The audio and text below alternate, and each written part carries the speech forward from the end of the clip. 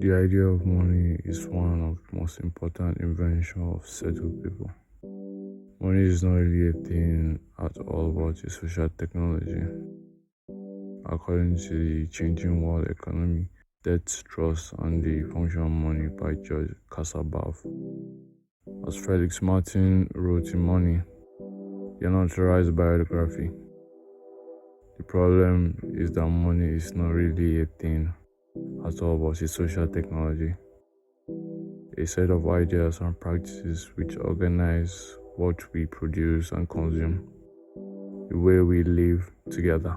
When it comes to money itself, rather than the token that represents it, the account books where people record it, or the buildings such as banks in which people administer it, there's nothing physical to look at.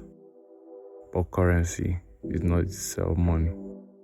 Coins and currency, in other words, are useful tokens to record the underlying system of credit accounts, and is to implement the underlying process of clearing. Today, the total global value of money currently estimates to be around 420 trillion US dollars. Depends on the importance as people place on it. This as a medium of exchange, a unit of measurement, and a storehouse for wealth. Coming from a literal standpoint, when you hear money, it stands for a social tool, whereas currency stands for the material form of money.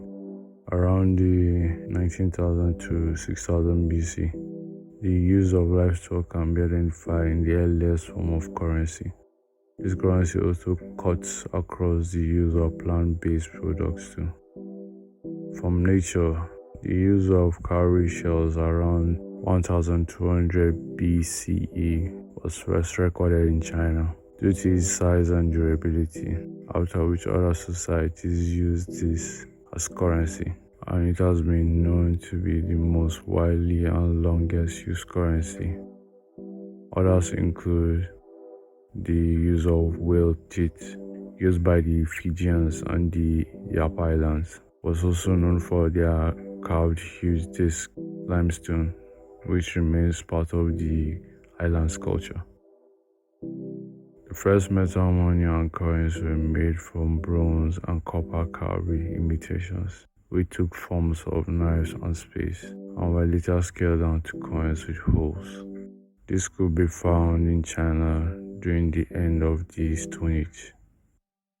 These coins were stamped with gods and emperors to mark authenticity.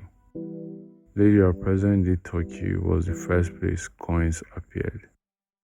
This technique was quickly adopted and refined by the Greek, Persians, Macedonians, and Roman Empire.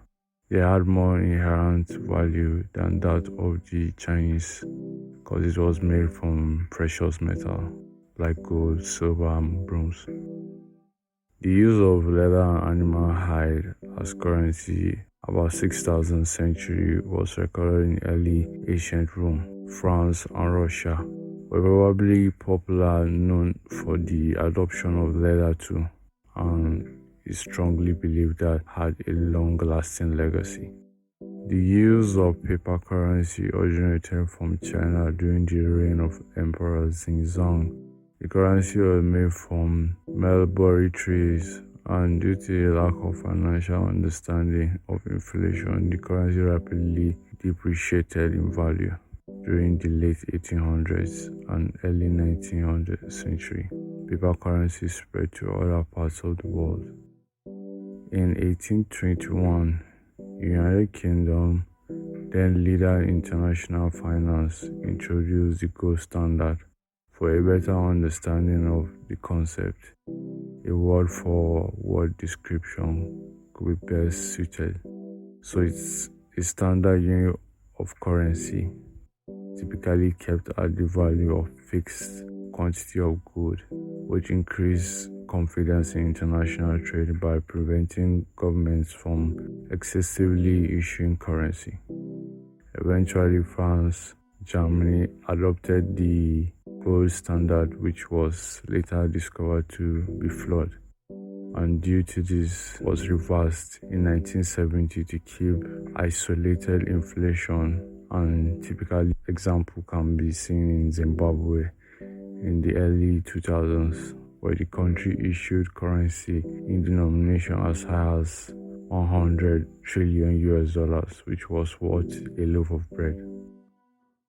The credit card was introduced in the mid 1900s. Account details were accessed. They became encrypted for greater security around the 1990s. Account balance feature were introduced. Americans as of 2017 were carrying 1 trillion US dollars in credit card debts. The electronic currency, which involves the exchange of non-physical currency, also known as digital cash, comes in form of bits and bytes. The crypto space, which began with Bitcoin in 2009, is identified as an anonymous computer programmer known as Satoshi Nakamoto, which is not issued by central bank and is not regulated, which tracks transactions through a decentralized network. The way currency is generated is via mining, and all customers or consumers remain anonymous too.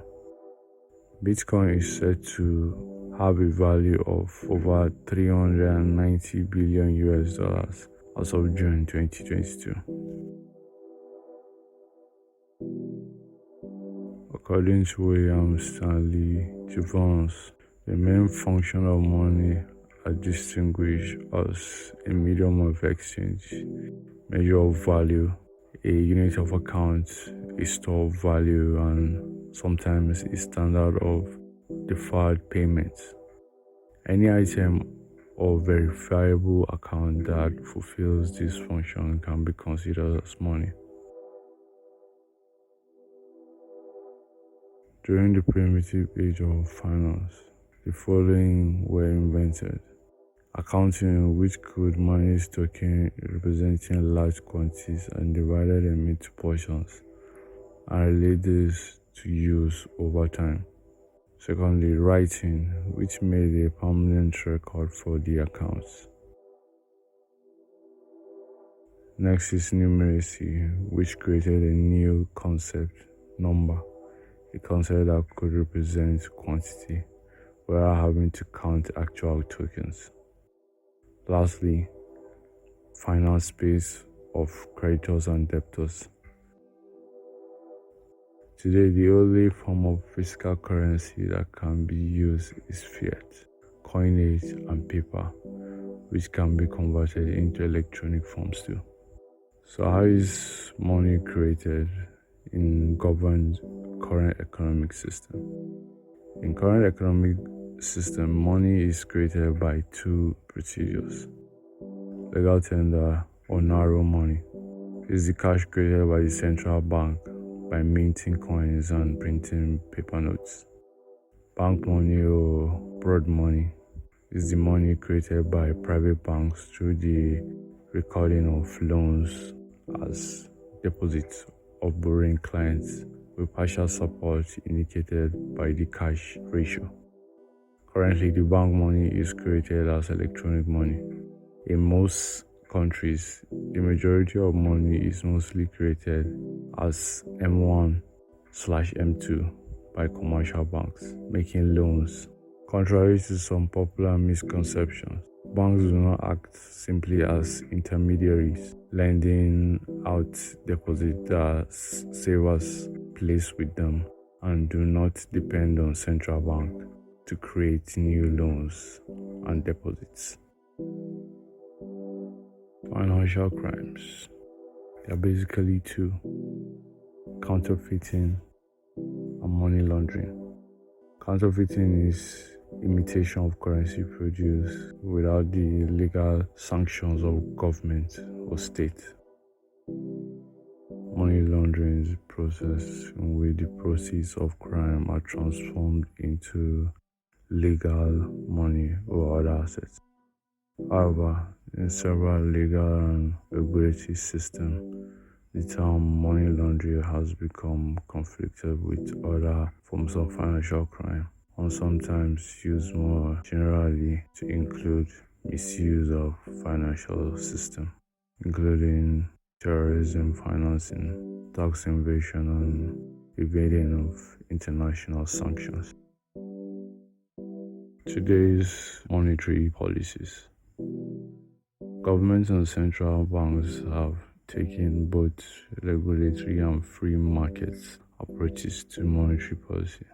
Some of the tools used to control the money supply include changing the interest at which the central bank loans money to the commercial banks, currency purchases or sales, increasing or lowering government borrowing, increasing or lowering government spending, manipulation of exchange rates, raising or lowering bank reserve requirements, regulation or prohibition of private currencies, taxation or tax breaks on import or export of capital into a country. Before the pre-colonial period, cowries, manalas, beads, bottles, and salt were amongst items used as currency.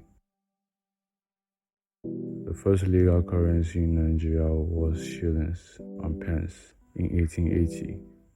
The units of coins were managed by Bank of England, and these currencies were distributed by private bank and British West Africa during the early 1900s, 1912 to be specific. From 1912 to 1959, banknotes and coins of £1 being the highest denomination in banknotes, whereas 1 shilling being the highest denomination in coin. These were introduced by the West Africa Currency Board, with cuts across Nigeria, Ghana, Sierra Leone, and Gabon.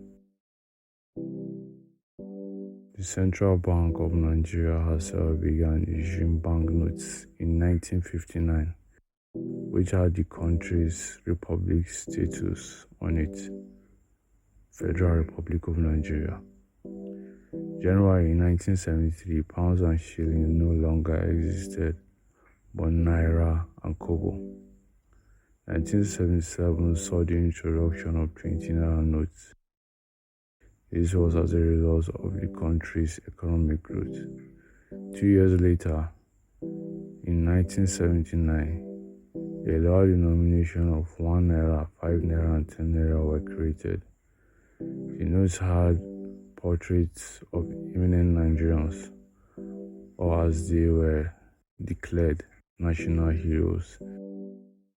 At the back of the banknotes, a depiction of the country's cultural heritage could be seen. This was how the trend continued. More noticeably, between 1999 to 2007, where 100 naira notes, 200 naira notes, 500 naira notes, and 1000 naira notes were introduced into the economy. The lower denomination notes were changed into polymer after 2 years. The Central Bank of Nigeria, as part of its contribution towards the celebration of the nation's 50th anniversary and 100 years of existence as a nation, issued the 50 naira commemorative polymer banknotes on 29 September 2010 and the 100 commemorative banknotes on 19 December 2014, respectively. The Central Bank of Nigeria also introduced the e-Naira wallet. This was in a way to quench the thirst of Nigerians who were into the cryptocurrency space, saying that it has not been legalized within the confines of the state.